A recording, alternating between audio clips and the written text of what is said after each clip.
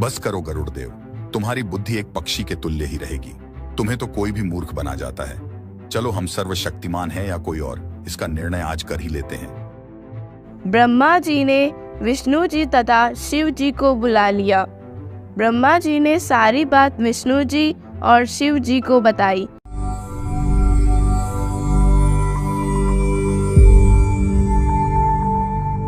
एक बार विष्णु जी के वाहन गरुड़ देवता ब्रह्मा जी के पास ज्ञान चर्चा करने गए।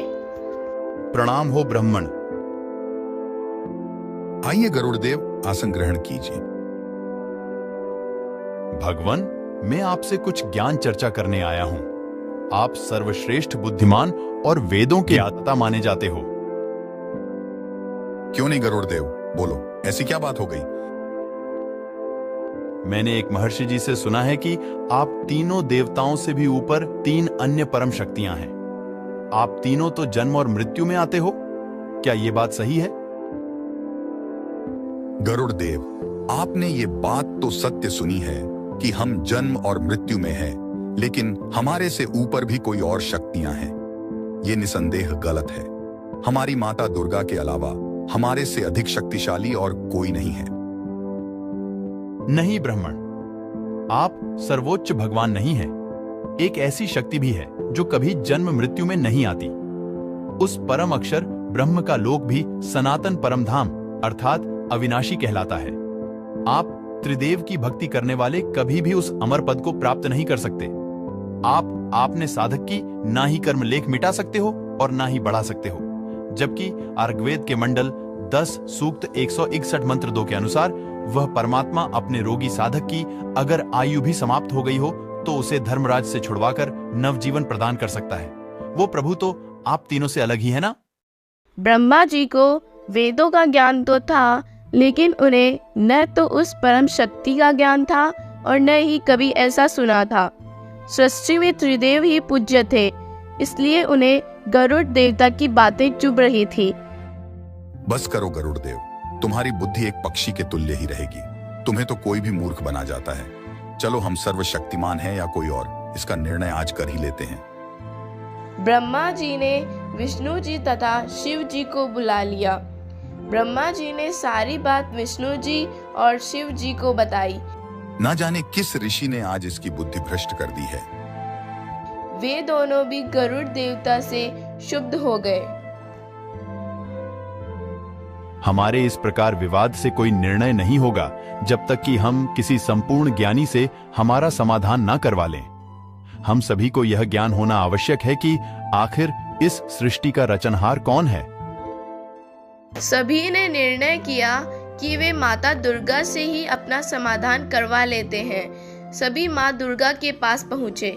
माता जी, आज ये गरुड़ देव न जाने किन की बातों में उलझ गए हैं। इसका कहना है कि हम तीनों से भी अन्य परमेश्वर हैं, जो एकमात्र अविनाशी है।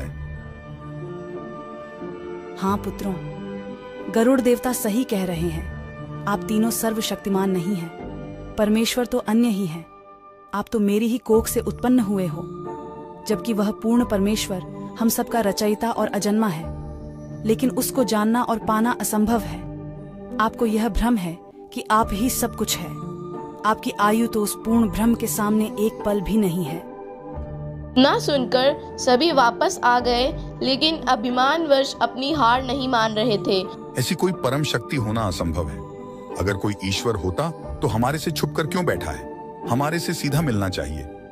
गरुड़ देवता वहां से चले आए और परमात्मा कबीर साहिब के पास आ गए।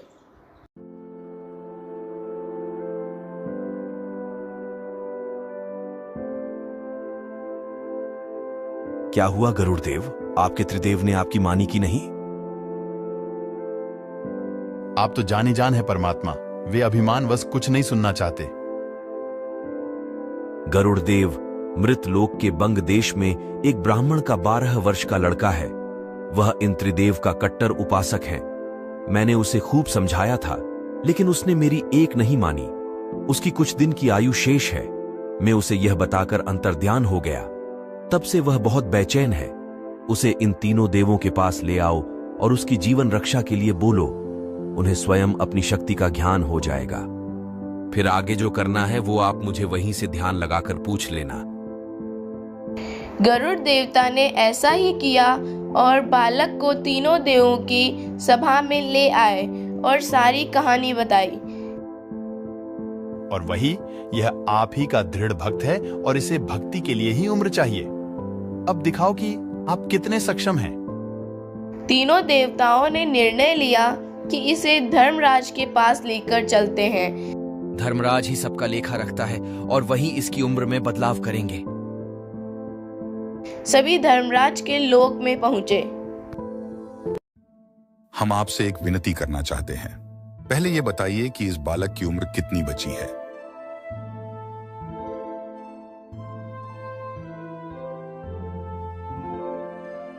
ब्राह्मण, इस बालक की उम्र अब मात्र 3 दिन की ही शेष है।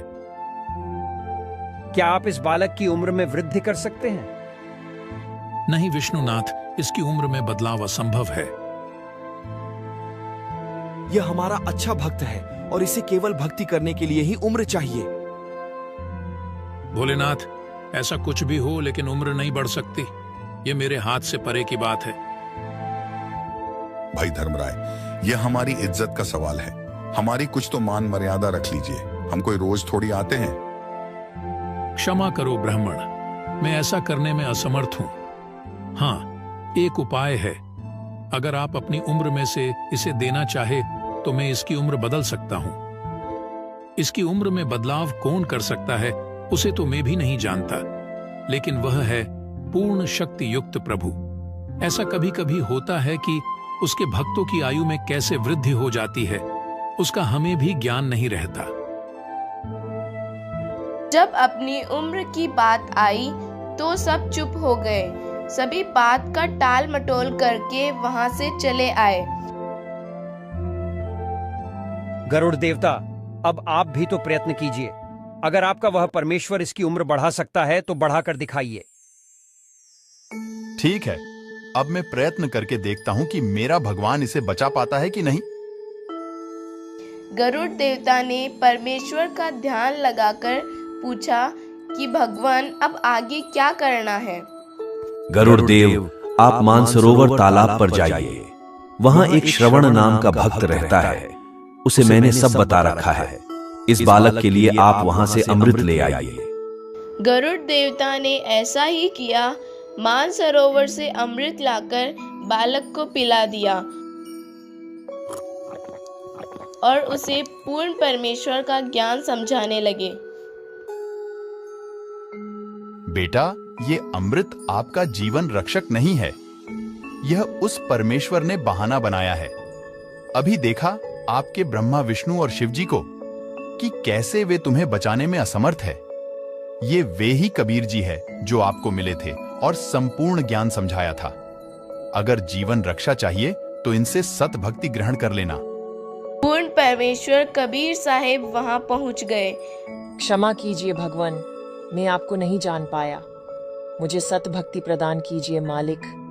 परमेश्वर ने बालक को दीक्षा दी और वह ब्रह्मा, विष्णु, महेश जी की भक्ति त्याग कर पूर्ण ब्रह्म परमेश्वर की सत भक्ति करने लगा। लगभग 15 दिन बीत गए।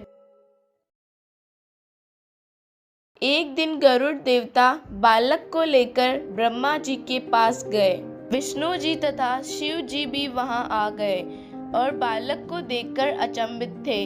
सभी धर्मराज के पास गए। क्या यह वही बालक है जो कुछ दिन पहले आपके साथ यहाँ आया था? हाँ, यह वही बालक है। कृपया अब इसकी उम्र बताइए।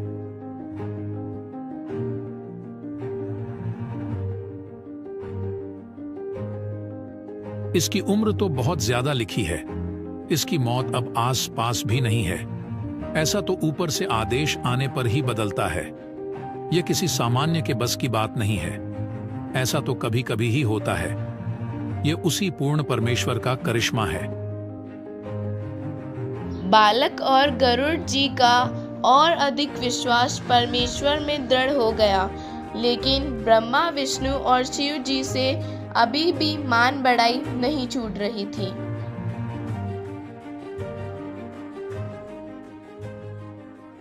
ये अनमोल ज्ञान जगत गुरु तत्वदर्शी संत रामपाल जी महाराज के सत्संगों का अंश मात्र है। संपूर्ण आध्यात्मिक ज्ञान के लिए सुनिए संत रामपाल जी महाराज के मंगल प्रवचन।